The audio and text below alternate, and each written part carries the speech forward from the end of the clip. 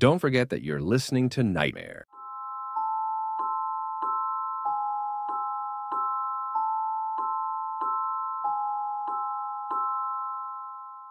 Greetings to all the friends of this YouTube channel.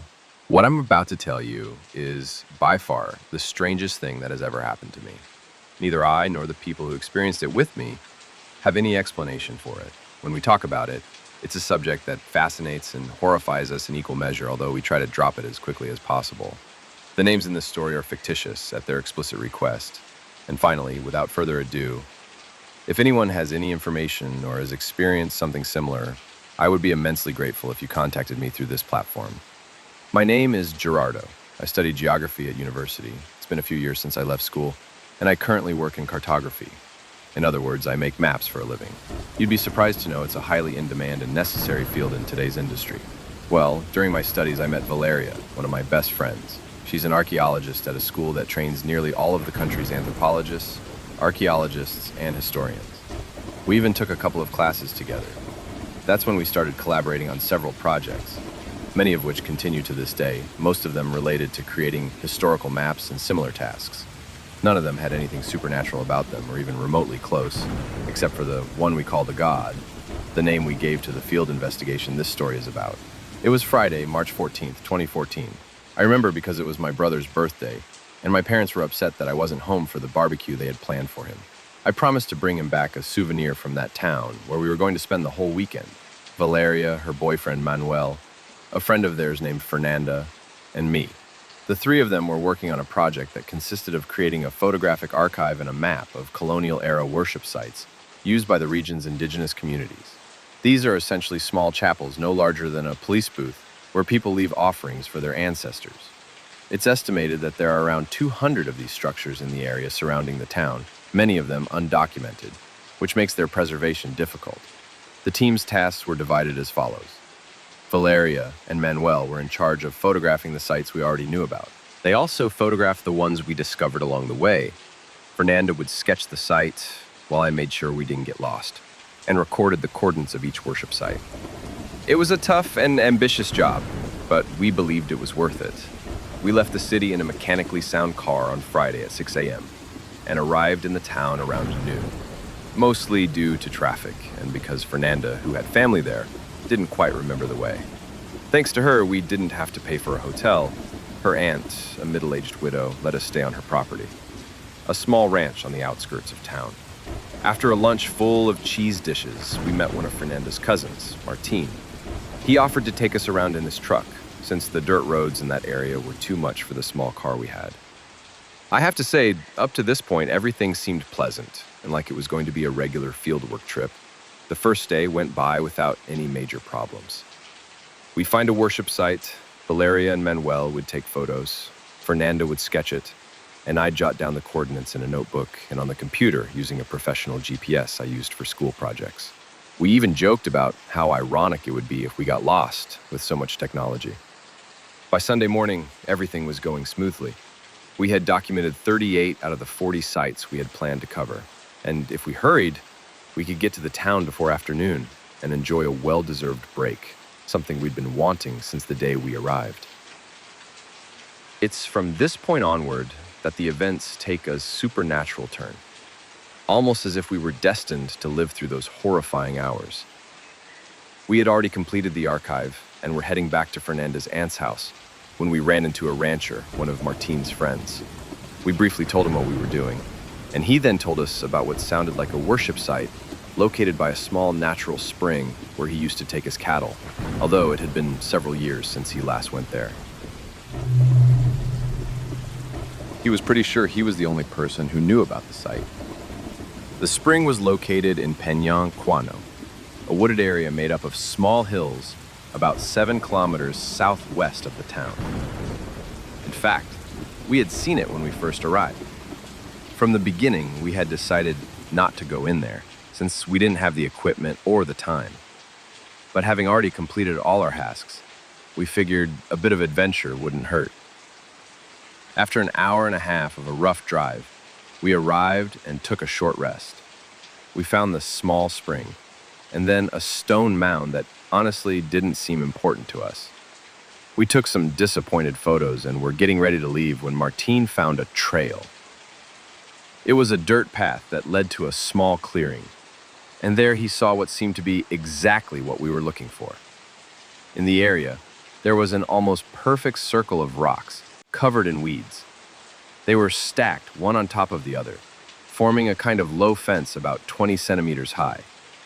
The diameter was about 3 meters, and in the center of the circle was an irregular stone with carvings, which we assumed served as a table or altar. On the table were several clean bones, arranged in a very specific way, including a femur that looked like it came from a medium-sized animal, a gourd with what appeared to be dried blood, and a 10-centimeter human figurine made of obsidian or a similar stone.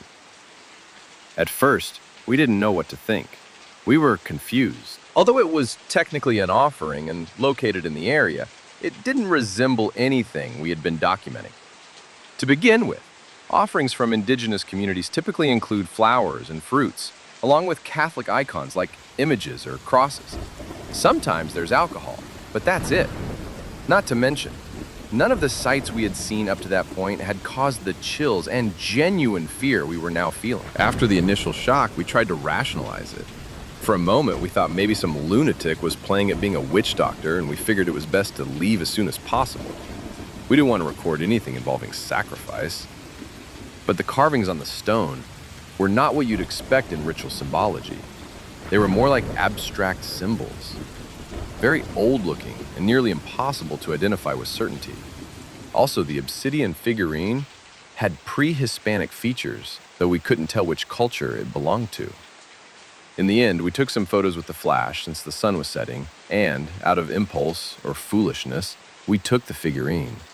We were sure it might give us some answers about what all of this was. When we started the truck, our nerves had calmed a bit, but the fear returned when, as we picked up speed, we began to hear drums in the distance. Martine responded by accelerating. He tried to convince himself, and us, that the sound was a mechanical issue with the truck, but it became so unbearably loud that he suddenly stopped, pulled a hunting rifle from under the seat, got out of the cab, and fired 3 shots into the air. The drumming stopped. The horror faded for a moment as the gunshots echoed in our heads. We made it back to Fernanda's aunt's house, but I couldn't sleep well that night. I had one nightmare after another. In one of them, drums were playing while strange men slit my throat with a knife. I have to say, it's hard for me to even recall that nightmare because the sensation was so real that I honestly believed I had been killed. The next morning, Valeria woke us up with terrible chills and a high fever. She seemed to have an infection. We took her to a doctor who said we needed to get her to a hospital for surgery. She had acute appendicitis. Valeria begged us to go back to the city because she knew that if she stayed in that village, she was going to die. I drove like a madman for 3 hours until we finally reached the toll booth where we got a flat tire. From there, Valeria and Fernanda took a taxi to the hospital while Manuel and I stayed to fix the car. Eventually, they made it to a hospital in the city. We joined them a few hours later. Strangely enough, we were told that if they had arrived just 1 hour later, Valeria probably wouldn't have survived, or at the very least, her condition would have been much worse. Manuel decided to keep the figurine and the photos, since they were part of the project archive. He says that during the 2 weeks he had the figurine at home, he had nightmares every night, though he's never dared to tell us what they were about. He also claims he could hear scratching on his bedroom door, followed by a terrifying shriek. In addition to constantly hearing whispers, his dog, a 70-kilo Rottweiler, was poisoned, or at least that's what the vet told him. This affected him deeply. The nightmare ended for him when a professor at a school agreed to examine the figurine. His conclusion was that, due to the lack of context, that is, no accompanying pottery or other remains, it was very difficult to determine its origin or who had made it. However, he was able to confirm that it was pre-Hispanic and very old, though of little historical value, likely a looted artifact. The last we heard about the figurine, it was stored in an unmarked box on some forgotten shelf in an Anthropology Institute warehouse. Manuel donated it for study. To this day, we have heard nothing more about that thing, and we hope it stays that way. The photo archive was a complete success and helped my friends attract the attention of a researcher with whom they now work. The photos of the stone circle site were included in the archive, but Manuel and Valeria keep them stored on an external hard drive. And to be honest, no one has looked at them again.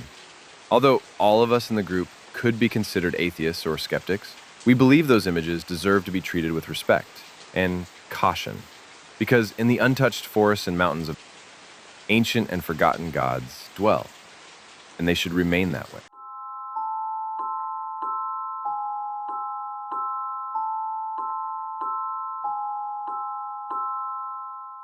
I'm 39 years old, a computer engineer, and an atheist, which is why I've always considered myself a skeptic when it comes to the paranormal.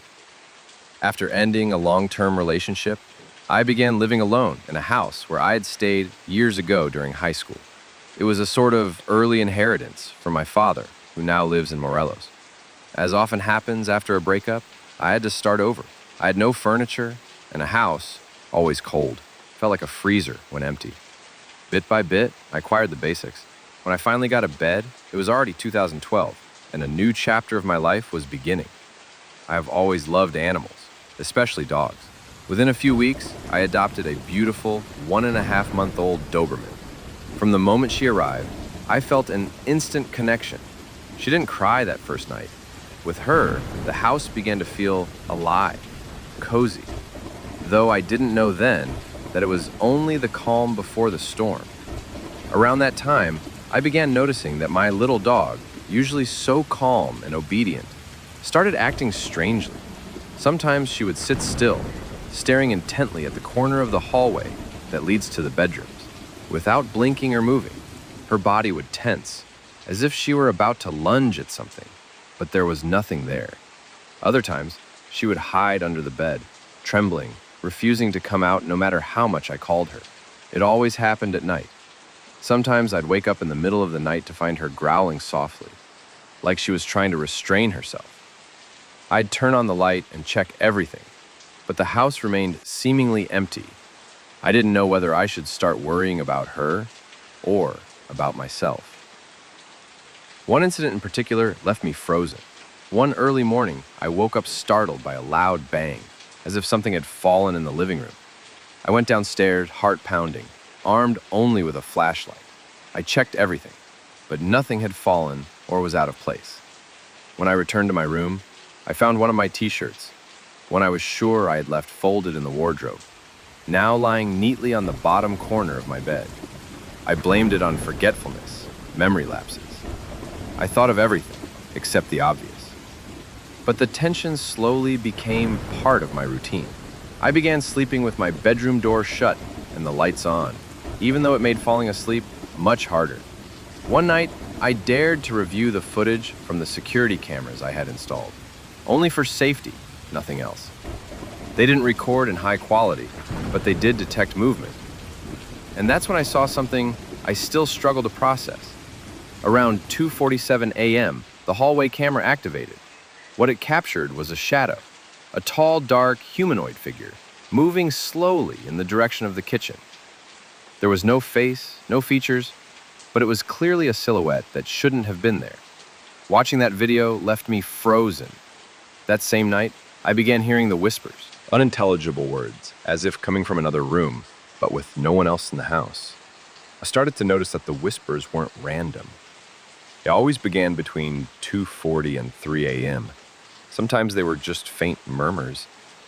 Other times, they sounded like sobbing or moaning. I would get up and try to locate the source, and whether I walked in darkness or with the lights on, I never managed to find it. But the most disturbing part was that my dog, who had once barked or growled toward the corners, began to ignore it entirely, as if she had given up, or worse, as if she already knew there was no point in reacting. I asked myself many times if I was losing my mind, if stress and loneliness were playing tricks on me.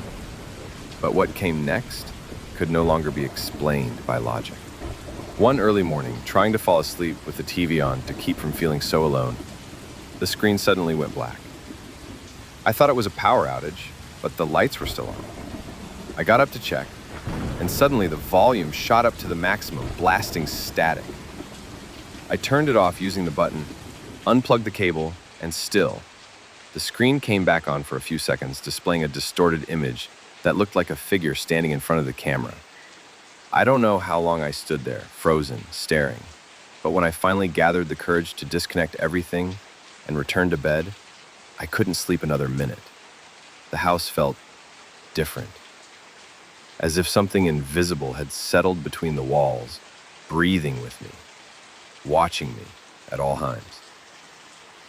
After that night, I became convinced I had to do something. I thought about talking to someone, a psychologist maybe, but shame got the better of me. How could I explain that a turned-on TV was showing figures that weren't supposed to be there? I decided to install cameras in a few areas of the house. I wasn't trying to prove anything to anyone. I just needed to know whether what I was seeing and hearing was real or just the product of a broken mind. I placed one in the living room, another in the kitchen, and one more pointing toward the hallway. At first, I checked the recordings every morning, hoping to find nothing. But in one of them, at exactly 2:47 a.m., the hallway camera captured something. It was a shadow. Not a clearly visible human figure, but a dark shape that moved from one side to the other, right in front of the camera. The creepiest part wasn't seeing it move. It was that it seemed to stop for a moment and look straight at the lens, as if it knew I was watching. I clipped the footage, deleted it, and shut off the cameras. I couldn't bear the idea of confirming what I already feared. From that day on, I started noticing that my dog no longer wanted to sleep in my room. She stayed in the living room, trembling, staring at the hallway door. Not even her presence could comfort me anymore. Everything in the house had changed. It was as if it no longer belonged to me, or as if I was the intruder. A few days later, on a particularly cold night, I was jolted awake by a loud thud in the kitchen. I jumped out of bed. It wasn't a normal sound like a spoon falling. It was a crash, as if someone had shoved the table hard against the wall. I crossed the hallway with my heart pounding in my ears. The kitchen was empty. Everything looked in order, but the chair where I usually ate was turned toward the entrance, as if someone had been sitting there, watching me. A chill ran down my spine. Suddenly, my dog began growling from the living room. She wasn't barking, just growling low, like something was right in front of her. When I got closer, she was staring intently at the wall. There was nothing there, or so I wanted to believe. That night, I slept with the lights on for the first time in years. I never reinstalled the cameras. I began to accept that something, whatever it was living with me. The house no longer gave me peace. It became normal to hear light footsteps upstairs when I was alone downstairs. A couple of times I found the bathroom door locked from the inside, even though no one else was home. Each time I had to use a plastic card to force it open. The worst was the night I woke up to the sound of the bathroom faucet running. I went to turn it off. As I turned the handle, I felt something brush against my back. I thought it was a draft, but the window was closed. When I looked in the mirror, I could swear I saw something move behind me. Something low to the ground, almost crawling. I turned around immediately, but there was nothing. Nothing. Again. What truly set off all my alarms was when my dog's collar went missing. It was a metal one, the kind they call a choke chain, and she always wore it. There was no way she could have taken it off by herself. It fit tightly, and even with both my hands, it was hard to remove. When I noticed she wasn't wearing it, I froze. I searched the entire house, thinking maybe I hadn't fastened it right, or maybe it had slipped off while she was playing. But no, it was nowhere to be found.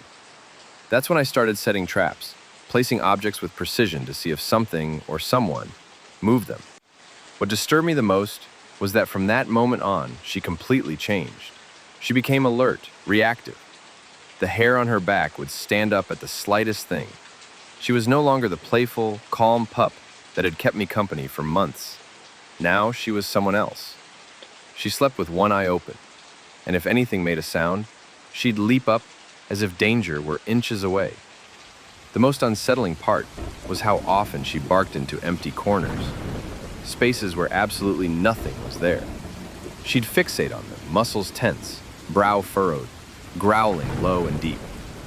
I tried to calm her, but it felt like she was holding herself back, that if I weren't there, she would have lunged at something invisible. Then came the silence. A heavy, unnatural silence. A year had passed since it all began, and still I refused to accept the idea that this might be something paranormal. But the house didn't lie.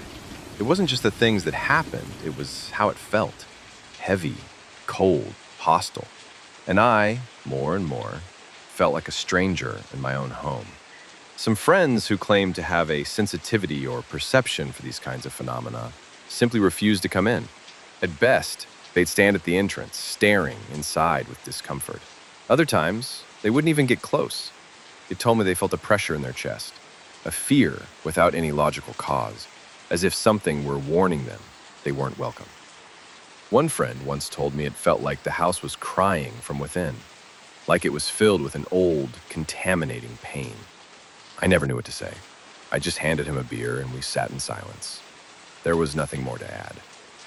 Everyone could feel something wasn't right inside, and I was beginning to suspect that living alone didn't mean being alone. It was around that time that I adopted another dog, a German Shepherd who came into my life in a terrible state. She was emaciated, ribs showing, sad eyes, a shadow of what she must have once been. But from the start, both dogs understood each other. And for a while, I thought maybe things would get better, that the presence of another life, more love, more company, might chase away the darkness that seemed to cling to the walls. I was wrong. If anything changed, it got worse. The noises became clearer. Doors no longer creaked. They slammed violently. Loud crashes came from the kitchen, as if something had fallen or shattered. But when I went down, everything was in place. Not a single glass out of place. Not a spoon moved. And the strangest thing, the missing objects came back, but not where they were supposed to be. They turned up in impossible places. The lost collar appeared a week later inside the refrigerator. Another time, a t-shirt I'd been looking for months turned up at the back of a ceiling-high cabinet, completely unreachable without a ladder. A USB stick showed up inside the washing machine, under a pile of dirty clothes, as if something or someone was playing with me, testing me, mocking me, and it became increasingly clear this wasn't my imagination. It was real. Something was there, with me, watching, rearranging the pieces of my life while I slept. Then came the physical harm. Unexplained trips on the stairs, shallow cuts from using ordinary objects, minor but constant accidents. I started doubting myself, wondering if I was developing some kind of disorder. But the noises, the objects, my dog's reactions, they couldn't all come from a broken mind. The worst was one night, close to 3 a.m., when my laptop turned on by itself. Not only that, it opened the browser and started playing a YouTube video at full volume. It was a man screaming in a language I didn't understand. The noise woke me in a panic, with the horrifying sensation that something had been watching me sleep. When I looked toward the stairs, I felt my skin crawl. Something was coming down. I didn't see it. It didn't let itself be seen, but I heard it. Footsteps. Slow, steady, like someone in no hurry. My dogs went wild, barking like never before. They were growling, planted firmly at the base of the stairs, as if trying to block the path of whatever I couldn't see. I approached, trembling, and there was nothing. Just a dense darkness that didn't seem to belong in this house. That night, the three of us slept on the couch, clinging to each other, with all the lights on. For the first time, I wished I didn't have to come home the next day. But like always, I came back. I started dating a woman who worked as a nurse, logical, practical, with a well-structured life. I told her very little. I didn't want to scare her. One weekend, we decided to visit her family in Pachuca. The drive was uneventful, until the sky turned gray, that dead hour between late afternoon and nightfall. I was driving in the fast lane when I saw it. Something jumped off the median wall. A human figure, defined, formed, but made of shadow. It landed on the hood. I swerved instinctively, reflexes I didn't know I had, and moved into the slow lane. I felt it. It landed. It was heavy. We said nothing. I didn't dare look at her. And she didn't say a word either. We continued driving, listening to music, pretending nothing had happened. But when we arrived, over dinner and a few beers, She grabbed my hand tightly. She looked me in the eyes and said, "You're not crazy. I saw it too. I saw it jump off the wall and land on the car. You're not alone, but it's not something good." She said we needed help, that this wasn't normal, that something truly evil was following me. The house was no longer the only sick place. Now it seemed like I was carrying it with me, like it had attached itself to me. That night, as I tried to fall asleep, something deep inside me begged me not to close my eyes. But exhaustion won. The moment my eyelids surrendered, I knew. I felt it. It was already waiting. It didn't appear immediately this time. First, there was a buzzing, like 1,000 flies swirling inside my skull. Then a sinking sensation, as if the mattress vanished, and I was descending into the heart of darkness. And then it came back. It grabbed me by the neck. It wasn't trying to kill me, but rather to humiliate me. I screamed in my mind because my mouth wouldn't obey.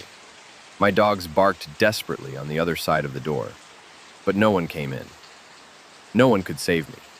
I saw myself from outside, floating above my body.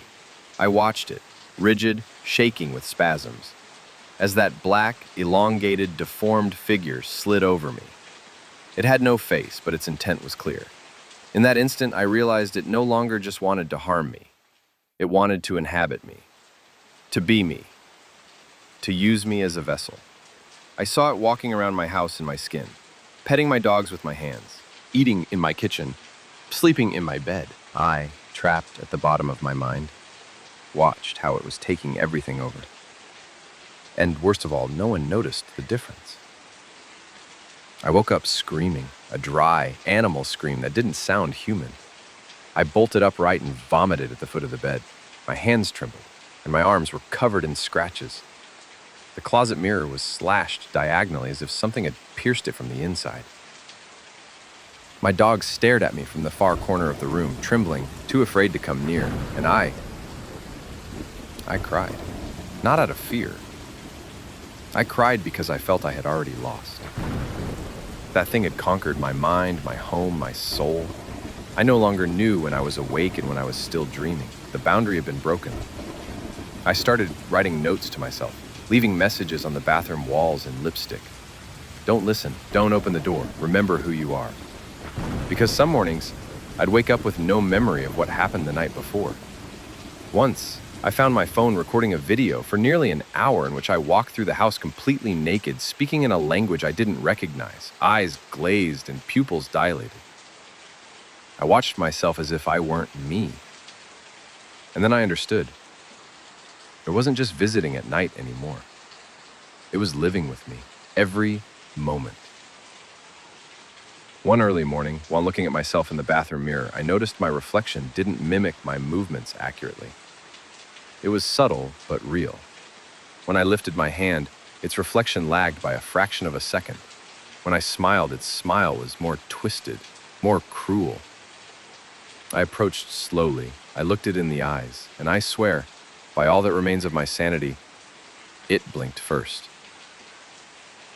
It wasn't me. It was him. And in that moment, I understood. What was coming for me was already inside. It now lived in the reflection, and it was only waiting for the exact moment to come out and take full control. The woman didn't blink as she spoke. She looked at me as if she could see beyond my skin. Her voice dropped to a whisper, and she said that this entity had been with someone else before, that it wasn't the first time it had tried to possess a life. She explained it wasn't a ghost or a common demon, but an ancient being, something that feeds on suffering, fear, pure pain. It chose you because you were weak, because you felt lonely. It entered through a crack in your soul and now wants to shatter it from within. I felt a chill run from the base of my neck down my spine. She looked into my eyes and declared, "You can't ignore it anymore. It wants you, forever." That night, I didn't turn on a single light. Following the woman's instructions, I had to face the darkness to see if this thing would manifest more strongly. I sat on the living room floor, the candle and glass of water still on the table. The silence was absolute. Not even the dogs moved. I could hear the ticking of the clock, amplified like a countdown. And then I knew. I didn't see it, I didn't hear it, I just knew. It was there, right behind me. I felt its hot breath on the back of my neck, but it wasn't human. It was damp, heavy, like the exhalation of a rotten animal. I didn't turn around. I couldn't. Something told me if I did, I would never return. Seconds or minutes passed, I don't know, but suddenly, the candle went out on its own. There was no breeze, no movement, just darkness. A total, impenetrable darkness. My eyes were open, but I saw nothing. The glass of water on the table shattered with a dry crack, as if something had crushed it from within.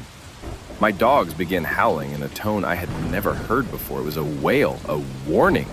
And there, in the absolute silence, broken only by that wail, I heard a voice. Mine, but I wasn't the one using it. It spoke words I didn't understand, but they chilled my blood. It was as if someone was speaking through my throat from some corner of the abyss. The next day, my voice was hoarse, as if I had been screaming for hours. But I had no memory of doing so. The woman showed me photos taken during the night. In one of them, though I swore I was alone, a dark silhouette crouched on the back of the sofa right behind me. It had no face, just a black void where the eyes should be. She asked me to burn the photo, but something stopped me.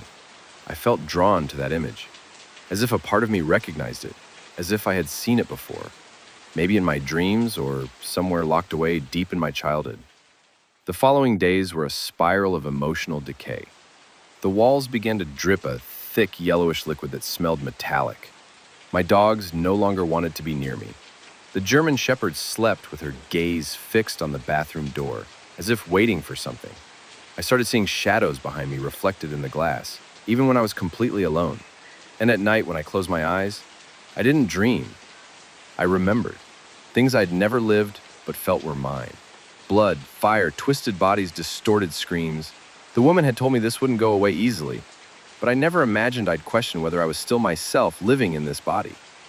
Several weeks passed without incident, but one night, while petting my dogs in front of the TV, I heard a crack from the kitchen.